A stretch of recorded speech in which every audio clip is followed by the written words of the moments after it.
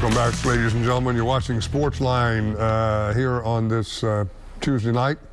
I'm Hope Hines. Up next in the program is Larry Brinton Jr. You've heard that name.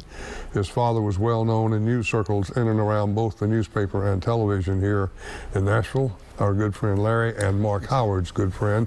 And then Jack Sells on the end down there, who had the great distinction of being associated with the great Johnny Majors at one point in his career. And then all of a sudden things just went south for you. I don't know what it was. Something like that. I'm only kidding, Jack, of course. Glad to have you guys here. Now, you are the segment that we call the Good Friends, and both of you were great friends of Mark Howard. Who knew Mark first? Probably Jack. Jack did. Jack did. Tell us your... Probably me. How did that come about? I first met Mark in 1989. I was coaching at Tennessee. I was tight ends coach, full-time coach there, which isn't exactly the most important position on the staff. But Mark would come up, I think, on Tuesdays on press day. Right. And, you know, no one in the press had any interest in talking to me except Mark Howard. And or was John just Majors. Mark. or John Majors. Or maybe so. Yeah. But that was just Mark. Yeah. And that's when we first met each other and really became friends. And Mark got the biggest kick out of coming out and watching practice, because I would take my position group and get as far away from the head coach, from Johnny Majors, as I possibly could. Yeah. I'm just trying not to get my butt chewed. You can never and I'd be on the end of the practice field. You could never get away from that voice, though. And Mark knew exactly what I was doing and got the biggest kick out of that.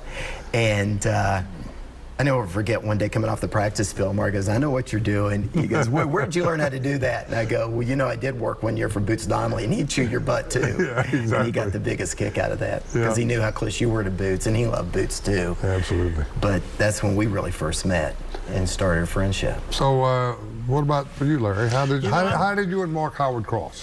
I met him through George, and then of course Dad worked down here, and Dad and Mark were friends. Yep. And your dad loved Mark Howard, and vice versa. Yes, he did. Yes. And Mark loved my dad too. And they'd come over every Thanksgiving for Thanksgiving dinner at our house, and Mom and Dad were there, and they'd talk about everybody down here at the station. And then, oh, sure they did. You know, had a big time doing that.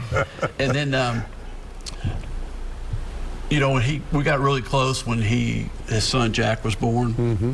And I've always been, I'd say the last 20 years, we've been really close. You know, with him raising his son as a single dad. He loved his family, didn't he? He sure did. He loved Jack. He had an extended family, too. Yes, he did. Yeah.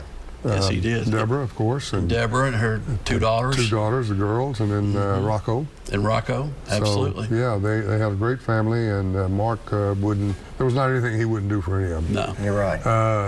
Yeah, to a fault sometimes, almost. He was very generous. He was almost too generous. Yep, no question about it. But he will be missed in many ways by everybody who knew him, family, of course. And I think we all kind of feel like we were part of that family. Don't you guys think so? Mm-hmm. You have a favorite Mark Howard story, Larry? You know. Now, be kind and be nice. I'm going to be kind. I was just thinking this Saturday morning at 10 a.m., every Saturday during college football, 10 a.m., my phone would ring.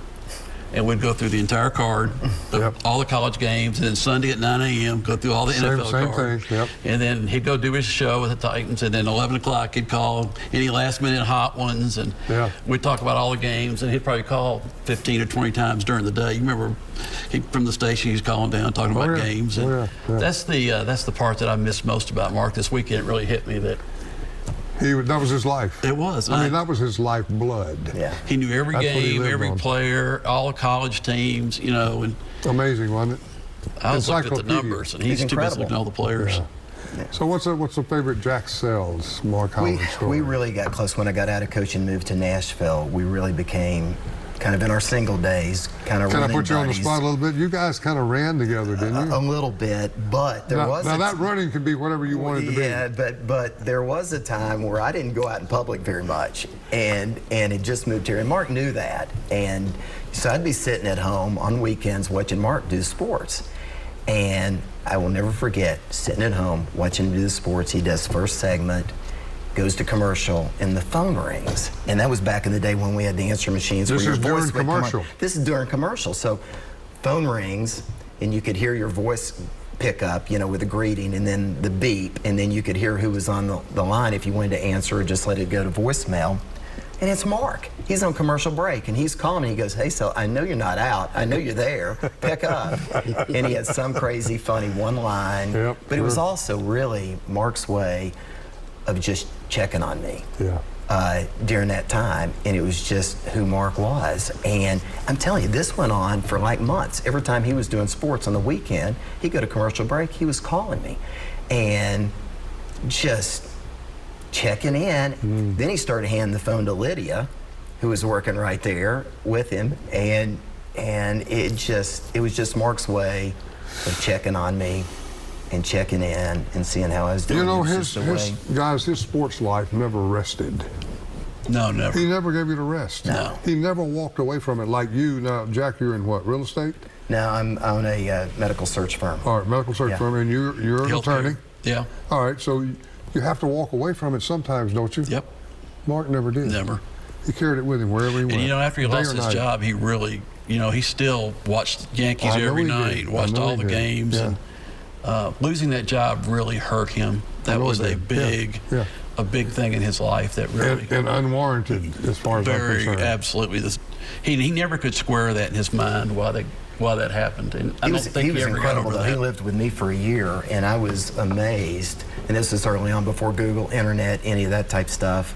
He was subscribed to every sports magazine. ESPN was going a little bit back in those days. He would watch that religiously. Yep. He'd read books. He was the most researched. It was incredible. Let me tell you something. He hardly ever came in on the weekend without a book under his arm. Yeah. Now, it wasn't sports always.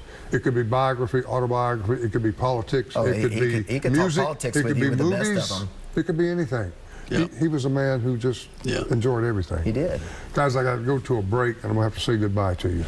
Thank you for Thanks being for having here. I'm us. going to We have appreciate Brian McKeegan come up here in just a moment. Thank you, Jack Sells. You're a great friend of Mark. Larry Brenton Thank Jr. you. He's a great friend. We Great miss him. friend, great friend. Yeah, We'll miss all him. see each other on miss him. Thursday at his memorial. A great Absolutely. day that will be. Thank you, Thanks guys. for having us. Thank you. We'll be back right after this timeout.